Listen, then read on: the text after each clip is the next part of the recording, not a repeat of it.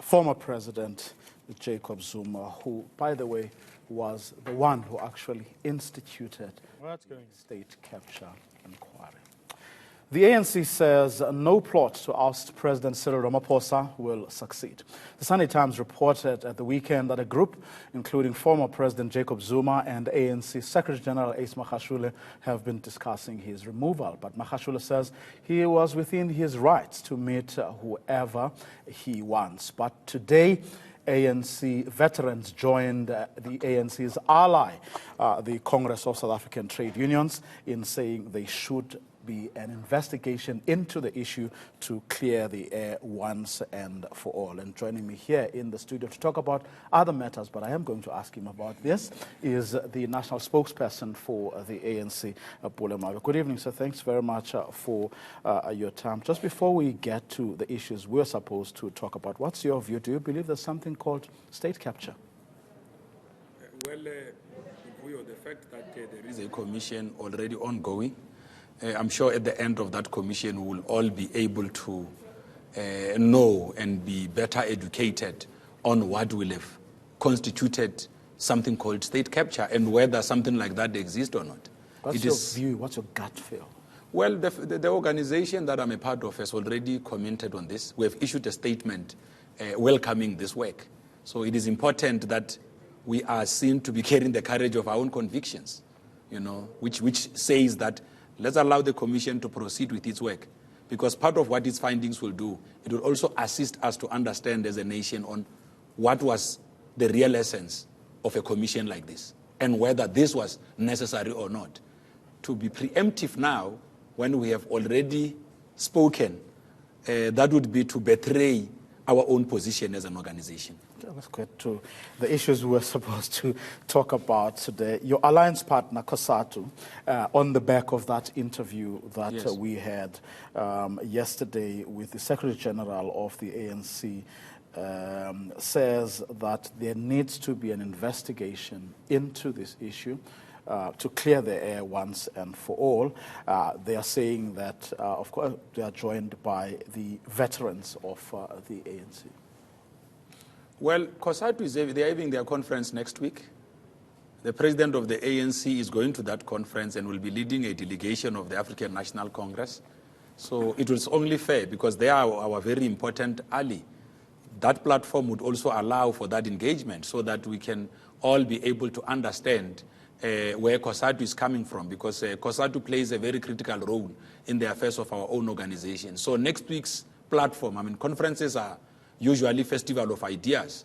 They will also be able to create that kind of a space, because going into the next year's elections and beyond, you require a strong, united and formidable alliance so that we could be able to sell our program of action, which is about galvanizing the people of this country behind the Thomamena program and many other interventions that we're carrying forward to resolve the social ills in society. Without getting to yesterday's interview, itself, something that came as a thought as I was listening to you saying what you've just said, was that with the benefit of hindsight and listening to what the Secretary General of the ANC had to say yesterday, admitting that there was indeed a meeting, but the meeting was between him and former President Jacob Zuma, and then other people went there too. As the person in charge of communication, telling this nation what the ANC says, what the ANC thinks, and what the ANC does, with the benefit of hindsight, do you not think that on Sunday you could have handled this thing a lot differently from the way you handled it? In other words, why didn't you just come out, on Sunday and say, yes, there was a meeting, but said exactly what you said yesterday? You don't think that would have made your life easy? Well, I must admit that allowing something like that to run for another day or so can on its own create a lot of conspiracies. You are right. Something like this should have been nipped in the bud at the time when it occurred. That's why the Secretary General of the African National Congress saw a need on his own to be able to state what are the facts, so that we do not leave society with unnecessary suspicions. I think that this matter now belongs to the organization, We have got a National Working Committee, we have got an NEC. The Secretary General has outlined the sort of steps that he is also taking, including bringing in the press ombudsman on issues that he felt had done by. So it is only fair that we step off the matter now, seeing that there is already a process that has been outlined. Well, let's step on to this other matter now. Crime statistics, among the worst that this democracy has seen since 1994. Your party's take? Well, we did issue a statement of the African National Congress. Normally when you issue statement, you will welcome the fact that stats have been made public out there, but be able to raise your own dismay. For instance, we did raise our own concern about the growth on gender-based violence. We also raised our own concern about the declining police force, because for you to be able to fight crime and do it in such a manner that society can feel that something is being done practically, you also need to expand the police force.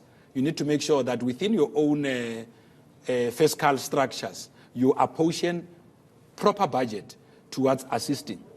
Because people who commit crime, and one of the things that we outlined in our statement is that these are people we know. They could be our neighbors. They could be friends. It's people in our own communities. Now, when you do not put sufficient monies towards the police ministry, you're also unable to strengthen your own CPF.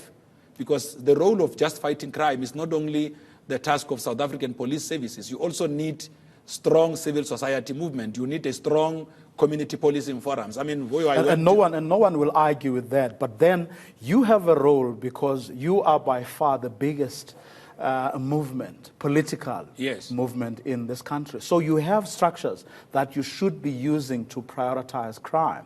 Because as much as you are correct, and the police commissioner and the minister admitted as much, that the numbers are an issue, there may well be a budgetary issue, as Pope Crew told us here yesterday.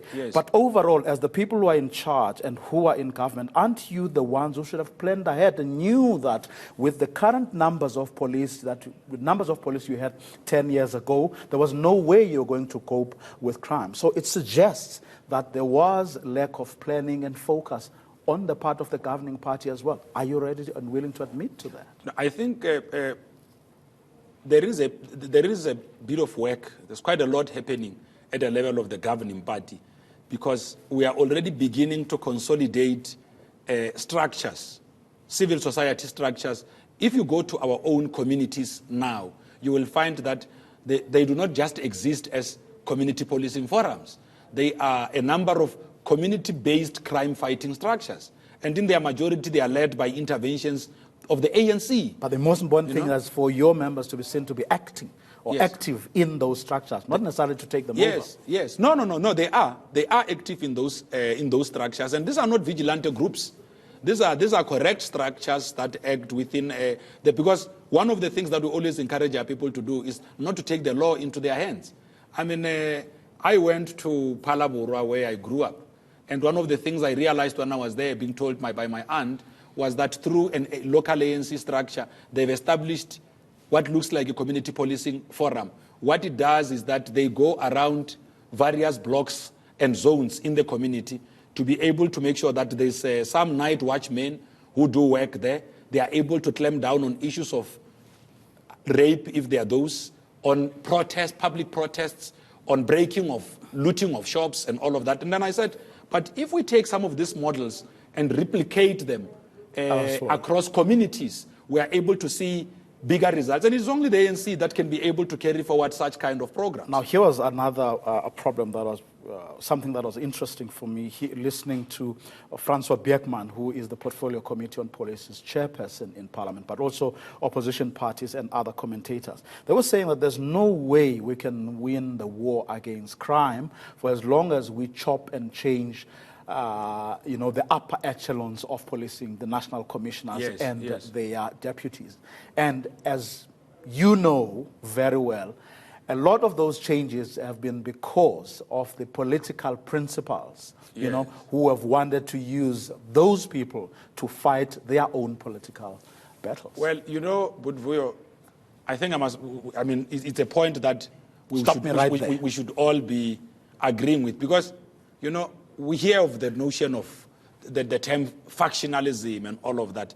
Maybe that would best work in politics. But in structures like the police, you can't approach that from that kind of an end. You need stability.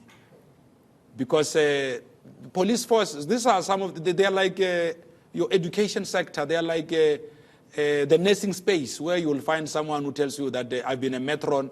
I started here as a student nurse. I've been at this hospital for over 20 years. So are police. I mean, many police that you meet, they tell you that I started as a constable. Today I'm a police inspector. I've been in the force for over 20 years.